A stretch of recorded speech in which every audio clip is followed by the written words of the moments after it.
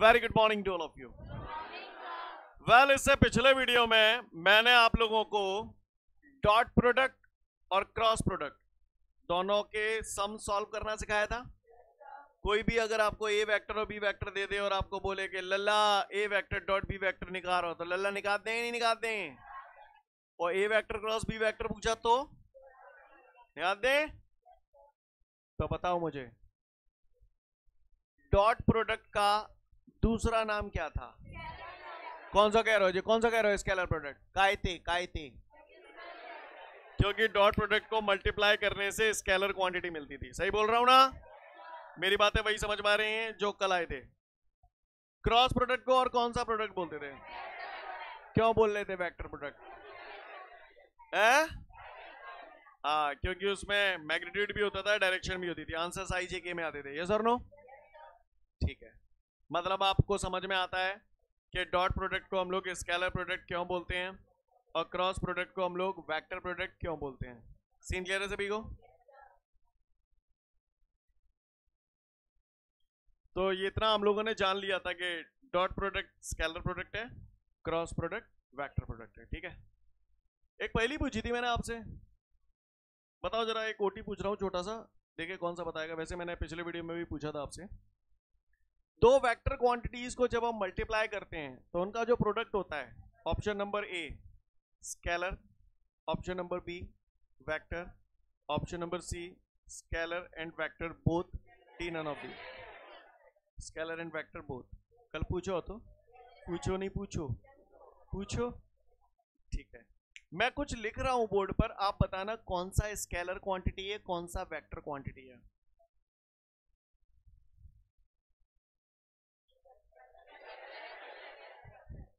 ये स्केलर नहीं है, स्केलर नहीं है, वही तो कह रहा हूं, स्केलर नहीं है, ये वेक्टर है। तो मैं कैसे पता चला ये वेक्टर है? अच्छा, जाके चांद पे एरो लगा दो ताते। मतलब किसी भी अल्फाबेट के ऊपर, किसी भी अल्फाबेट के ऊपर अगर मैं एरो मार्क कर देता हूं, it means that is a vector quantity. Clear है? और सिंपल अल्फाबेटिकल लेटर बना रहा हूं तो वैसे आपको एक बात और बता दूं, मॉडर्न टाइम में हम लोग ऐसे रिप्रेजेंट करते हैं, लेकिन जो पुराना टाइम था उस टाइम पे अगर हमें स्केलर और वेक्टर क्वांटिटी को डिफरेंशिएट करना होता था तो डिफरेंशिएट करने के लिए हम लोग क्या करते थे? स्केलर क्वांटिटी को तो सिंपल इंग्लिश लेटर से शो करते थे, है ना? जब एरो का चलन नहीं था तब क्या था? तो तब चलन कुछ ऐसा था कि अगर किसी वेक्टर क्वांटिटी को आपको शो करना होता था ना, तो आप ऐसा बोल्ड इंग्लिश लेटर बना देते। बोल्ड लेटर समझते हो? गहरे कारे का, गहरे कारे, समझ गए? क्लियर है? क्लियर है? मैं फिर से बोल रहा हूं, पुराने टाइम में स्केलर क्वांटिटी को सिंपल इंग्लिश लेटर से शो करते थे और वेक्टर क्वांटिटीज को या तो हम बोल्ड इंग्लिश लेटर से शो करें। लेकिन मॉडर्न एज क्या कहती है? अगर इतने लिखेंगे तो आजकल वैसे ही हम लोग रफ पेपर के तौर पर रद्दी पेपर यूज करते हैं, इतने ज्यादा घसीट के लिखेंगे तो पेपर ही फट जा होता हमारे। फिर अपन ने जो तरीका अपना लो, सिंपल इंग्लिश लेटर के ऊपर क्या लगा देते हैं? एरो लगा देते हैं। क्या लगा देते हैं? एरो लगा देते हैं। क्लियर है? चलो अच्छा, कुछ छोटी छोटी पहली बता दो, फिर मैं आगे बढ़ूंगा। ठीक है, बताओ ये कैसी क्वांटिटी है? कौन सा कह रहे हो जी? स्केलर है। ठीक है, ये कैसी है? चलो बोलो आंसर कितना आएगा? सिर्री बता दे, नहीं बता दे, है ना? दो स्केलर क्वांटिटी को अगर ऐड करूं तो आंसर स्केलर क्वांटिटी मिल रही है। बताओ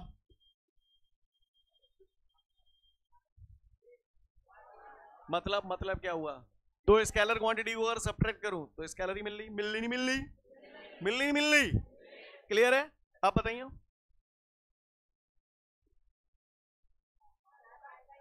to I cap plus 3i cap, 3i cap minus 2i cap, 1i cap. Got it everyone? ये कैसी क्वांटिटी है? ये कैसी क्वांटिटी है? दोनों वेक्टर क्वांटिटी को ऐड किया, क्या मिला? ये कैसी है? ये कैसी है? दोनों वेक्टर को सब्ट्रैक्ट किया, क्या मिला? मतलब कहने का तात्पर्य ये है कि अगर दो स्केलर क्वांटिटी को ऐड या सब्ट्रैक्ट किया जाए, answer is always scalar quantity. दो वेक्टर क्वांटिटी को ऐड या सब्ट्रैक्ट किया जाए, answer is always vector quantity.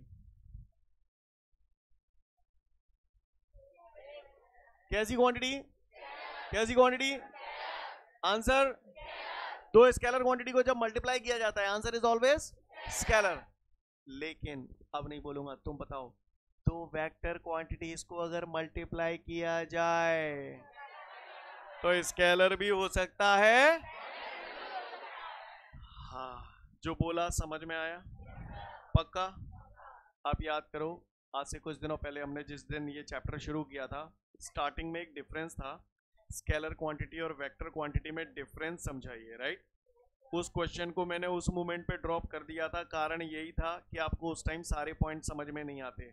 लेकिन आज पढ़ लिख कर आप लोग इतने लायक हो गए हैं कि आप इस डिफरेंस को समझ सकते हैं, ठीक है? कोई कुछ नहीं पढ़ेगा, मूड में पीर होती है, सिर दुखता है, कुछ मैं कहूंगा कुछ आप कहेंगे और सिलसिला बन जाएगा।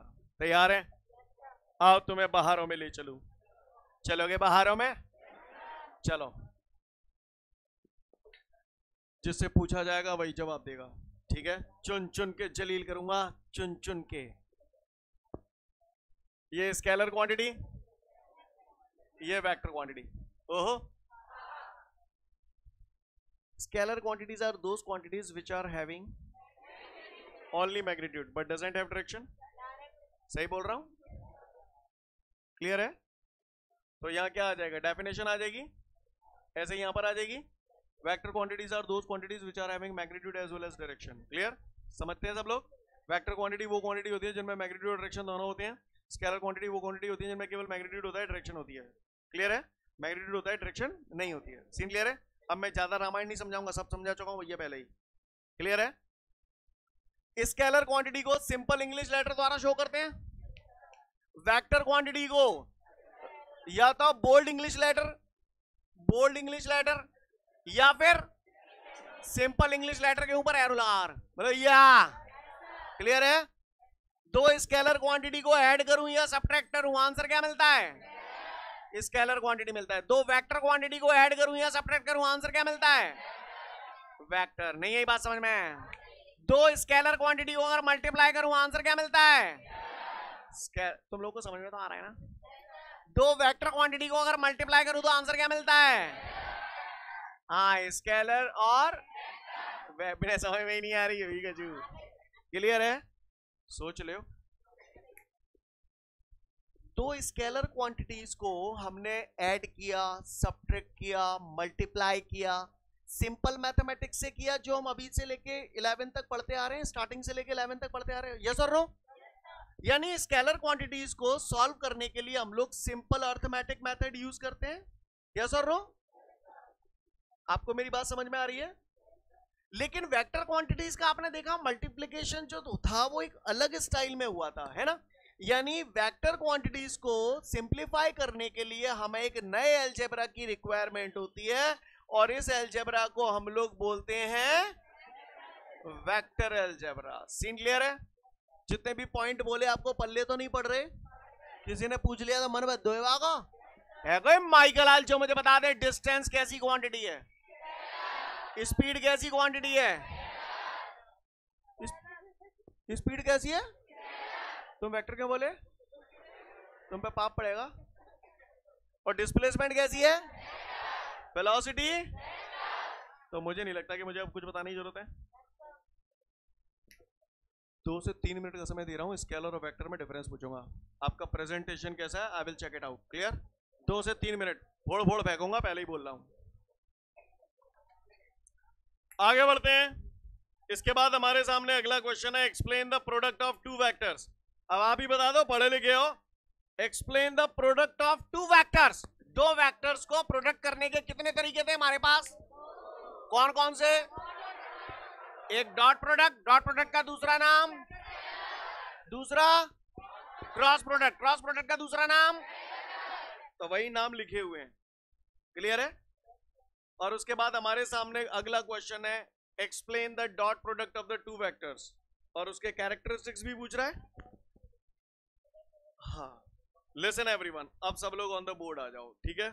हमने पढ़ा दो तरीके के प्रोडक्ट होते हैं, एक डॉट प्रोडक्ट, एक क्रॉस प्रोडक्ट। डॉट प्रोडक्ट भी आपको समझा चुका हूं पहले, क्रॉस प्रोडक्ट भी आपको समझा चुका हूं। आज इनके बारे में कुछ नई बातें हम लोग और करेंगे। और भैया मैं पहले ही बोल रहा हूं यार, हर अगली क्लास को समझने के लिए पुराना आना जरूरी है, और मैं समझता हूं आपको पुराना सब रटा डला है। ये ने बताइए देखिए कौन सा होता मुंह पे थे कायजे का है। अच्छा इसको ए वेक्टर पढ़ोगे तुम? जे तो को पढ़ दे तो जा मैं हाथ का हूं, अब पढ़ो जाए।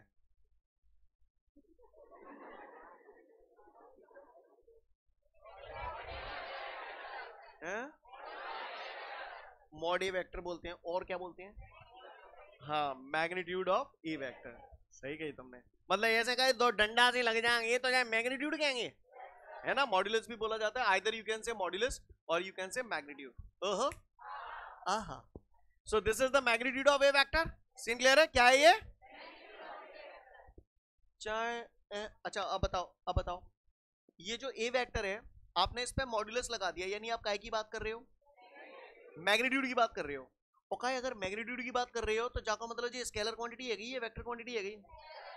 तो मैं अगर चाहूं तो जाए ऐसा तो लिख सकता हूं सिंपल इंग्लिश लेटर से। बोलो, नहीं आई मेरी बात समझ में? चाहे एह लिख दूं चाहे एह लिख दूं, बात एक ही है। नहीं आई मेरी बात समझ में? सीन क्लियर है? चलो आओ तुम्हें बाहरों में ले चलो। ज्यादा उम्मीद नहीं है आपसे, दो डेफिनेशन बता रहा हूं, सुनूंगा तो अनुमान बनाऊंगा। पहली, A vector dot B vector बराबर होता है mod A vector mod B vector cos theta, और A vector cross B vector बराबर होता है mod A vector mod B vector sine theta. इसका पूरी फिजिक्स में 11th की पूरी फिजिक्स और 12th की पूरी फिजिक्स में अड़ के यूज होगा, जगह जगह यूज होगा। कैसे यूज होगा मैं झलक दिखला रहा हूं, क्लियर है? समझ लो, बाद में पूछूंगा तो जलील करूंगा। पूरी फिजिक्स में यूज होगा, पूरे 11th में पूरे 12th में। कैसे यूज होगा आज बता रहा हूं, जिससे आप बाद में कैसे है वो ये ना करें, क्योंकि आपने अभी अभी कल ताजा पढ़ा है कि डॉट प्रोडक्ट को स्केलर प्रोडक्ट बोलते हैं और क्रॉस प्रोडक्ट को वेक्टर प्रोडक्ट बोलते हैं। कुछ लोग इस फॉर्मूले को ऐसे भी लिख देते हैं, या मैंने अभी बताया था मॉड ए वेक्टर की जगह मैं केवल ए भी तो लिख सकता हूं, ऐसे ही मॉड बी वेक्टर की जगह बी भी लिख सकता हूं। बोलो भैया, इसको ऐसे लिख सकता हूं। जो बोल रहा हूं समझ में आ रहा है? ज्यादातर आपको इस फॉर्मेट में यूज आएगा, राइट? अब इनका यूज कैसे करना है गौर से सुनिएगा। आप अभी पढ़ रहे हो, कुछ दिनों बाद आपके सामने एक फॉर्मूला आएगा। जैसे मैं आपको जब चैप्टर पढ़ाऊंगा वर्क पावर एंड एनर्जी, तो वहां वर्क का फॉर्मूला आता है बेटा W is equal to F D cos theta. ये वर्क का जनरल फॉर्मूला है, मेन फॉर्मूला ये है, राइट? अब यहां से मुझे क्या पता चलता है, गौर से देखिए। अगर मुझे ये फॉर्मूले याद है कि A vector dot B vector बराबर mod A vector mod B vector cos theta, या तो ऐसे बोल दो या ऐसे बोल दो, बात एक ही है। इसको ये बोल दो। अब आप बताओ, अगर मैं ए बी कॉस थीटा को ए वेक्टर डॉट बी वेक्टर लिख सकता हूं, तो एफ डी कॉस थीटा को क्या लिख सकता हूं? F vector dot. अब आप बताओ, ये भी एक वेक्टर क्वांटिटी, ये भी एक वेक्टर क्वांटिटी, इन दोनों वेक्टर क्वांटिटी का आप कैसा प्रोडक्ट कर रहे हो? डॉट प्रोडक्ट को कौन सा प्रोडक्ट बोलते हो? तो इसका मतलब ये हुआ कि इन दोनों को मल्टीप्लाई करने से कौन सी क्वांटिटी मिलेगी? और इन दोनों को मल्टीप्लाई करने से वर्क मिल रहा है, तो वर्क कैसी क्वांटिटी हुई? स्केलर क्वांटिटी हुई। और स्केलर है तो इसकी चांद पे एरो लगाऊं कि नहीं लगाऊं? नहीं लगाऊं। बात समझ में आई? और दो चार एग्जांपल करके देखते हैं, ठीक है? एक और बता रहा हूं, उसके बाद फिर आप बताना, ठीक है? कुछ दिनों बाद हम लोग रोटेशनल मोशन पढ़ेंगे। आपके सामने फॉर्मूला आएगा टॉर्क का, टाउ बराबर आर एफ साइन थीटा। ये फॉर्मूला आपके सामने आएगा, क्लियर? अब आप बताओ, इसको क्या लिख सकता हूं? जब ए बी साइन थीटा को ए वेक्टर क्रॉस बी वेक्टर लिख सकता हूं, तो आर एफ साइन थीटा को ऐसे लिख सकता हूं, क्लियर है? अब बताओ, ये कैसा प्रोडक्ट है? वेक्टर प्रोडक्ट है, तो इन दोनों को मल्टीप्लाई करने से ये कैसी क्वांटिटी मिलेगी? तो बताओ, इसके ऊपर एरो लगाऊं कि नहीं लगाऊं? तो क्यों लगा रहा हूं एरो, समझ में आया? यहां क्यों नहीं लगाया एरो, समझ में आया? नहीं, यही बात समझ में? गलती से अगर तुम 12th क्लास में आ गए, गलती से अगर तुम 12th क्लास में आ गए, तो टॉर्क के और भी फॉर्मूले दिखाई देंगे। अब तुम बताना, मैंने जो बताना था बता दिया। टाउ बराबर पी साइन थीटा। चलो लिखो इसका वेक्टर फॉर्म में,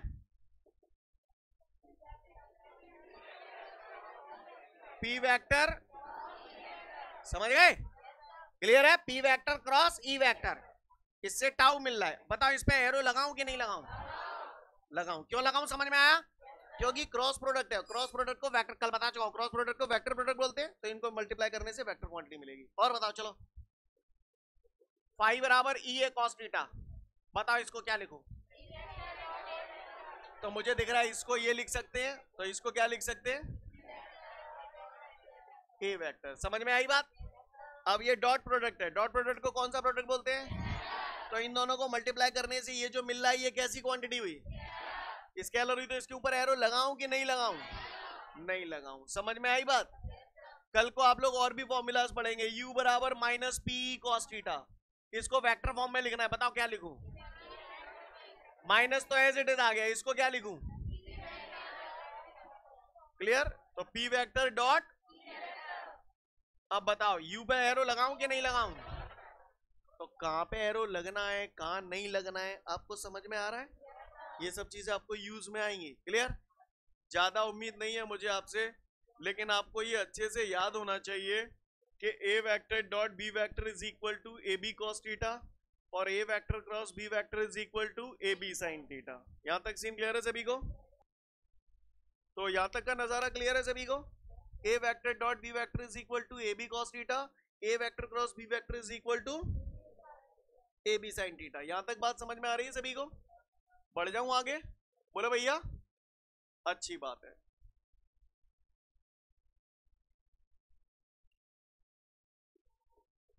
दोनों फॉर्मूलाज अच्छे से याद रहेंगे आप लोगों को कि नहीं रहेंगे? रहेंगे। ऐसे भी लिख सकता हूं या फिर ऐसे भी लिख सकता हूं। अब हम इनकी डेफिनेशन पे थोड़ा सा काम करेंगे, इसलिए ध्यान से देखिएगा सब लोग। फॉर्मूला बिल्कुल घोट के भी जाना, ठीक है? एक डेफिनेशन मैं बोलूंगा, दूसरी आपसे बुलवाऊंगा, ठीक है? इसको क्या बोलते हो पहले तो ये बताओ। थीटा तो सिर नहीं बता देगा, थीटा क्या होता है? Angle. What is theta? Angle. Clear?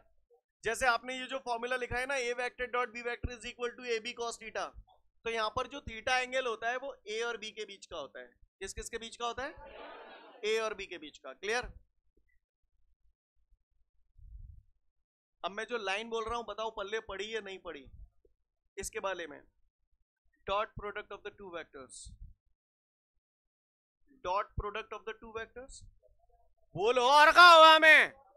कहा है ये? Dot product of the two vectors is equal to the, is नर्रानो नाने समझ नो है, इज इक्वल टू द। अब आप बताओ इन सब का क्या कर रहे हो? मल्टीप्लाई कर रहे हो, ऐड कर रहे हो, सब्ट्रैक्शन कर रहे हो, डिवाइड कर रहे हो, क्या कर रहे हो? मल्टीप्लाई कर रहे हो, सबका प्रोडक्ट कर रहे हो। The dot product of the two vectors is equal to the product of their magnitude. बोलो, अलग अलग वेक्टर्स का मैग्नीट्यूड है ये। बोलो भैया, the dot product of the two vectors is equal to the product of their magnitude. And sine को तो साइन ही बोलते हैं, साइन कॉस टेन सुना है बचपन से? साइन को तो साइन ही बोलते हैं, कॉस का फुल फॉर्म होता है कोसाइन, टेन का आप बताओ? टेंजेंट। जानते हो ना? तो कॉस यहां पर क्या है? कोसाइन। थीटा यहां पर क्या है? एंगल। क्लियर? और ये एंगल किस किस के बीच का है? ए और बी के बीच का है। तो listen to me very carefully.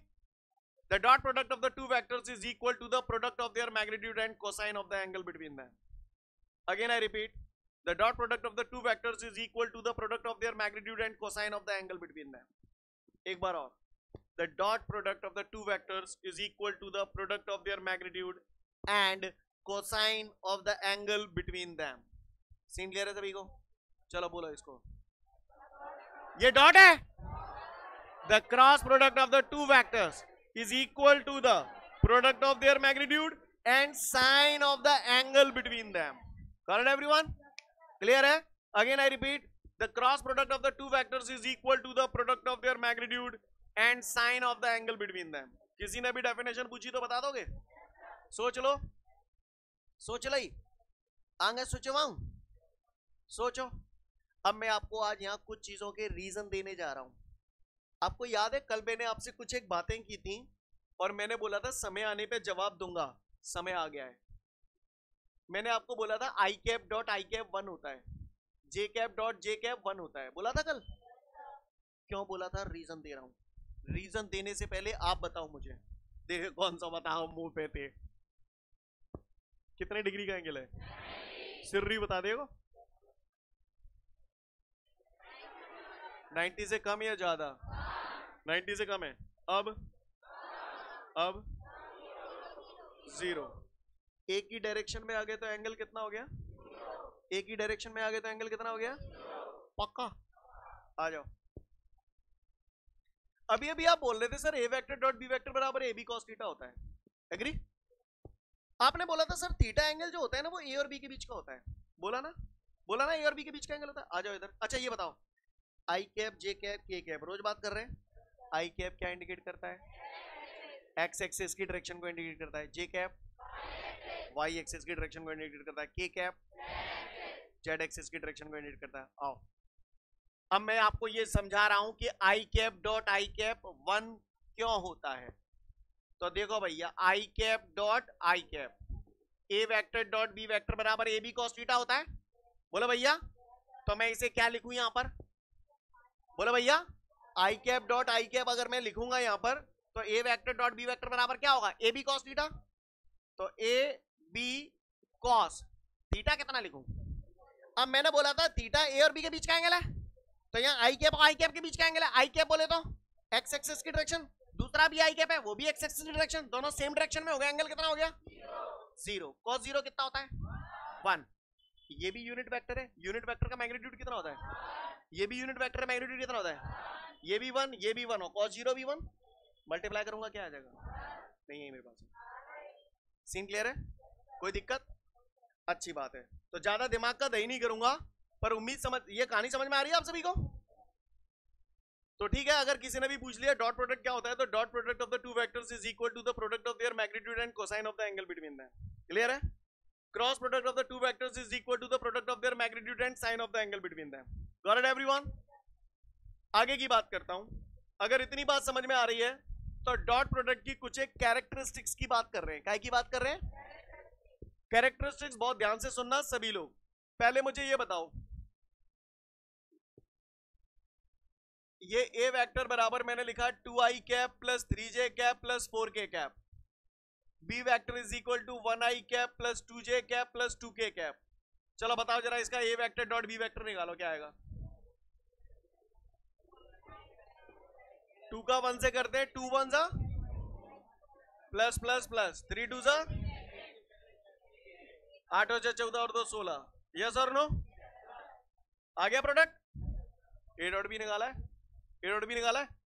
अब अगर किसी ने पूछा इसका बी डॉट ए निकालो, बी डॉट ए यानी इसका इससे करना है तो बात वही आएगी। 2 1 जा 2, 2 3 जा 6, 4 2 जा 8। दोनों आंसर कैसे आ रहे हैं?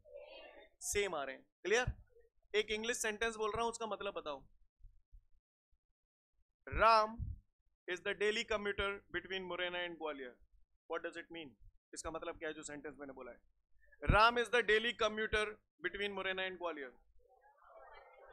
हाँ, कि राम डेली मुरैना से ग्वालियर जाता है और लौट के आता है, जाता है और लौट के आता है, जाता है और लौट के आता है। क्लियर?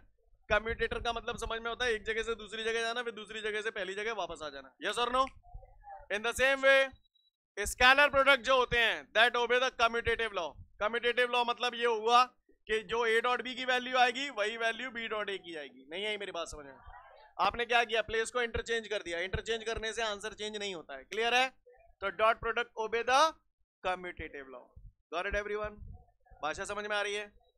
दूसरी बात, डॉट प्रोडक्ट जो होता है that obey the distributive law.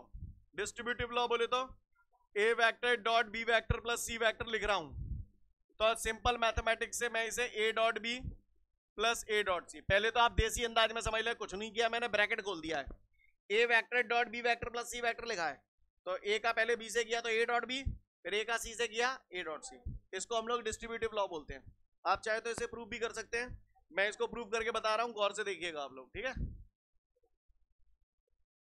ये मैंने अपने मन से ए वेक्टर मान लिया, ये बी वेक्टर मान लिया, और एक सी वेक्टर भी मैंने अपने मन से मान लिया, कुछ भी